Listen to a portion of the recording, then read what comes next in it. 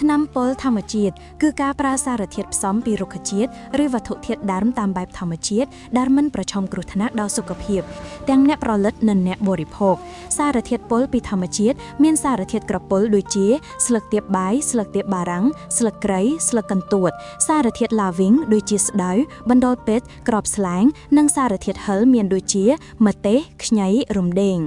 1. ដំណើរការនៃការធ្វើថ្នាំពុលផ្សំពីរុក្ខជាតិសម្ភារៈត្រូវការមានដូចជាកាំបិតជ្រុញតង់សម្រាប់ក្រាលឈើកោទឹកនិងវត្ថុធាតុដើមវត្ថុធាតុដើមបណ្ដោយពេជ្រ5គីឡូក្រាមស្ដៅ5គីឡូក្រាមថ្នាំជក់3គីឡូក្រាមសម្បកកន្ទួត5គីឡូក្រាមមើមខ្ទួត5គីឡូក្រាមម្ទេស5គីឡូក្រាមទឹក50លីត្រទៅ100លីត្រចាក់ឲ្យលិចវត្ថុធាតុដើមទាំងនោះកំណត់សម្គាល់វត្ថុធាតុដើមប្រែប្រួលតាមចំនួនជាក់ស្ដែងរបៀបធ្វើយកវត្ថុធាតុដើមបណ្ដុលទេតស្លឹកស្ដៅសម្បកកន្ទួតមើមខ្ទួតថ្នាំជក់និងម្ទេសកាប់ចិញ្ច្រាំបញ្ចូលគ្នារួចយកទៅបុកឬដុំឲ្យម៉ត់ហើយយកទៅដាក់ចូលក្នុងធុងរួចចាក់ទឹកចូលល្មមតែលិតវត្ថុធាតុដើមទាំងនោះហើយគ្រប់ឲ្យជិតរក្សានៅកន្លែងម្លប់ត្រជាក់ត្រាំទុករយៈពេល7ថ្ងៃទៅ15ថ្ងៃអាចប្រើបានបើអាច2ថ្ងៃគោលម្ដងផ